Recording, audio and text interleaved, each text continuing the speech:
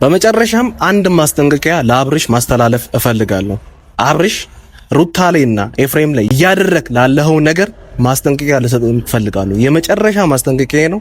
ከሩታ ላይም ኤፍሬም ላይም አይንህን እንድታነሳ እፈልጋለሁ። በግዳጅ የሚሆን ነገር የለም። በግድ ይቅርታ እንዲጠይቁ ያደረክ ነው ያስገድድካቸው። ደርሶናል መረጃው፣ ሁሉም ነገር እናውቃለን። ይሄን ነገር ግን ማታቆም ከሆነ እኛም ደግሞ ተገቢውን ሆነ እርምጃ የምንወስድ ይሆናል ማለት ነው። ሰላም እንዴት ናችሁ የቲዲ ቤተሰቦች? እኛ በጣም ደህና ነን፣ እግዚአብሔር የተመሰገነ ይሁን። ያው ዛሬም በአዲስ ቪዲዮ ተመልሰን መጥተንላችኋልና አንዳንድ ነገሮች ላይ ሀሳብ ልንሰጥ ነው። እኛ የሚመስለንን ብቻ ሳይሆን አለ ብዬ ማምነው እውነት ነው የምናገረው በዚህ ቪዲዮ ላይና እስከ ቪዲዮ መጨረሻ ድረስ አብራችሁን ሆናችሁ እንድትከታተሉ እንፈልጋለሁ። ምክንያቱም ወሳኝ ጉዳይ ስለሆነ እናንተም አቴንሽን ሰጣችሁ እንድትከታተሉ እንፈልጋለሁ። በትላንትናው ቪዲዮ ላይ እንዳያችሁት ሩታና ኤፍሬም አብርሃም መጥተው ይቅርታ ጠይቀዋል። አብርሃምና ሄርሜላን ማለት ነው። አብርሃም እነ ሩታን ኤፍሬምንም አስገድዷቸዋል ብዬ ነው ማምነው እኔ። ተገደውን ይቅርታ የሚጠይቁት እንጂ ምንም ባላጠፉበት ምንም ባላደረጉበት ኢቭን ነገሮች ሁሉ ወደ እነሱ ነበር የሚያዘነብለው በሰዓቱ ማለት በነበረበት ሰዓት። ያው ነገሩ ልክ ባይሆንም ደግሞ ይቅርታ ጠይቋል። መጀመሪያ ሩታም ይቅርታ ጠይቃለች ባላጠፈችው ነገር። ኤፍሬም መጥቶ ይቅርታ ጠይቆ ነበር። ነገሩን በእርቅ ተፈቶ ክሱም ተነስቶላቸው ነበር። ድጋሚ መጥተው ግን ይቅርታ እንዲጠይቁ የተደረገበት ምክንያት አብርሃም አስገድዷቸው ነው። ኤፍሬምንም ሩታንም አስገድዷቸው ነው ይሄ ማምነው ማለት ነው ቲዲና። በዛ ነገር ላይ እስቲ አንተ የምታስበው ነገር ካለ አንዳንድ ነገሮች እናውራና እኔ ደግሞ እንዴት እንደዛ ሆነ የሚለውን ነገር ደግሞ በሪዝን እነግራቸዋለሁ እናንተ። በተደጋጋሚ እንደምታዩት ቤተሰብ ሄርሜላና አብርሃም ያው ጥፋት ያጠፋሉ። በተደጋጋሚ ትልልቅ ጥፋቶችን እያጠፉ ያሉ ሰዎች ናቸውና እነዚህ ሰዎች ግን አንድም ቀን ይቅርታ ጠይቀው አያውቁም። አብርሃም አሁን ይቅርታ ጠይቀው አያውቅም። በተደጋጋሚ የሩታን ሕይወት ሲያመሰቃቅል ከሷም አልፎ የቤተሰቧን በጣም የተለያየ ችግር ሲፈጥርባት የነበረ ሰው ነው አብርሃም ማለት። ሄርሜላም እንግዲህ እንደምታውቋት እንግዲህ በሩታና በአብርሃም ሕይወት እንደ እርጎዝም ጥልቅ ብላ የገባችው እሷ ናት ቀድማ አይደለ? ለዚህ ሁሉ ችግር እኔ መነሻ ናት ብዬ የማስበው ሄርሜላ ነው። ሄርሜላ እስካሁን ሩታን ይቅርታ ጠይቃት አታውቅም። ሩታ ግን በጣም ሰፊ ልብ እንዳላት የምታውቀው ጥፋት እንዳጠፋች መስሎ ከተሰማት ይቅርታ ጠይቃለች። ከዚህ በፊት ባታጠፋም ኃላፊነት ትወስዳለች። ራሷ ናት እያንዳንዱን ኃላፊነት እየወሰደች ያለችው። እስከዛሬ ኃላፊነት እየወሰደች ነው የመጣችው። ታውቃላችሁ ማለት መቼም ቢሆን መሸነፍን ነው የምትመርጠው። ለምንድን ነው እንደዛ የምታረቀው? ሰላም ፈላጊ ስለሆነች ነው። ሰላም ፈላጊ ስለሆነች በዚህኛው ግን ጀርሚ እንግዲህ እንደገመተው እኔም እንደማስበው ተገዳ ነው እንጂ በፍጹም ይቅርታ የሚያስጠይቅ ነገር አለ ብዬ አላስብም። ለምንድን ነው እንደዛ የሆነበት ምክንያቱም እሷ ምንም በዚህ ጉዳይ ላይ አላጠፋችም። ስለዚህ ይቅርታ እንድጠይቁን እንፈልጋለን ብለው በግድ አስገድደዋቸው እንጂ አብርሃምና ሄርሜላ ይቅርታ የሚያስጠይቅ ኤፍሬም ነው የምታውቁት ነው። ኤፍሬም ምንም ይቅርታ የሚጠይቅበት ምንም ምክንያት የለም። ኤፍሬም እያለ ያለው ቡዜ ይቅርታ ጠይቅ ብላይ ነው ከሷም ምክር ሰምቼ ነው ምናምን ነው የሚለውና ሄርሜላ ግን አንድ መሸወድ የሌለብሽ ነገር እነዚህ ሰዎች ዞሮ ሩታ ያው ልጅ አለው አብርሃም ልጅ አለው ከሩታ ያው እንደምታውቁት። እንዲሁም ደግሞ ኤፍሬም የአብርሃም ወንድም ነው። አንቺ ባዳ ነሽ፣ እዚህ ጋር ባዳ ነሽ። እነዚህ ሁለቱ በደም ተዛምደዋል። አንቺ ምንም አይነት አብርሃም ጋር ሆነሽ እርግጠኛ የምትሆኝበት ምንም ነገር የለም። በቃ ከአብርሃም ጋር ሆነሽ እርግጠኛ መሆን አይቻልም። አብርሃም ነገ ሌላ ሰው ጋር ላለመሄዱ ምንም ማረጋገጫ የለሽም። በእርግጠኝነት ደግሞ አብርሃም ወደ ሩታና ወደ ወንድሙ ወደ ኤፍሬም ይመለሳል፣ ወደ ልቡ ይመለሳል። ነገር ግን እነሱ ደግሞ በዛ ሰዓት ፍቃደኛ አይሆኑም። ምክንያቱም ጨርሰው አብቅቶላቸዋል። የቻለችውን ሁሉ አድርጋለች።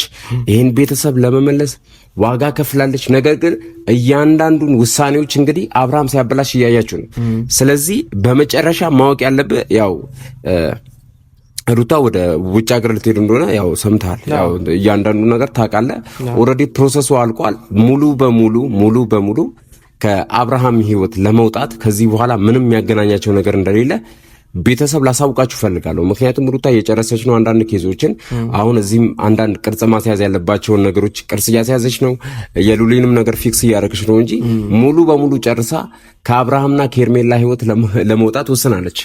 የሚታወቅ ነገር ነው። ነገር ግን በዚህ ውስጥ ተጎጂ ናት ብዬ የማስበው የዚህ ሁሉ ነገር አቀሳሳሪ ማናት? ሄርሜላ ናት። ይሄ ደግሞ የሚጎዳሽ ዞሮ ዞሮ ነገሩን መጀመሪያ የሚያቀሳስርሽ አንቺ ነሽ፣ የምትጎጂም ደግሞ አንቺ ነሽ። እርግጠኛ ሆኜ ነው የምነግርሽ። ለምን አብርሃም እንደምታስበው አይነት ሰው አይደለም። ሌላው ደግሞ አሁን ላይ እያሳየሽ እንዳለው አንቺ ና ስትዩ እንደሚመጣ ሂድ ስትዩ እንደሚሄደው አይነት ሰው አይደለም አብርሃም። መቀላይ በቃ ያገረጣሻል፣ ያሰጣሻል፣ ውጭ ባዶ ነው የሚያደርግሽ።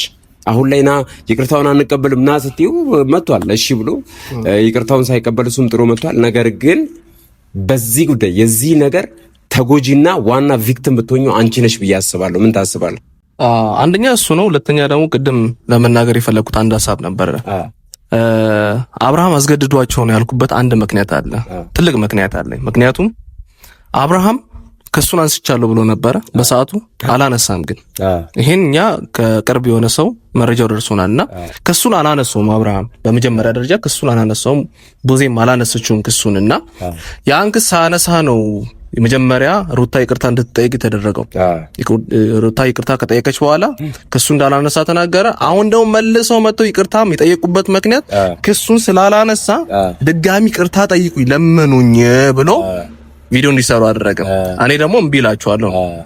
ገባር? ይሄ በጣም የሚያስጠላ ተግባር ነው። በጣም የሚያስጠላ ነገር ነው። አብርሃም እንደዚህ ለምን ለማድረግ እንደፈለገ አይገባኝም። እና አብርሃም ነሩታን እነ ኤፍሬም አስገድዷቸው ነው፣ ተገደው ነው ይቅርታ የጠየቁት።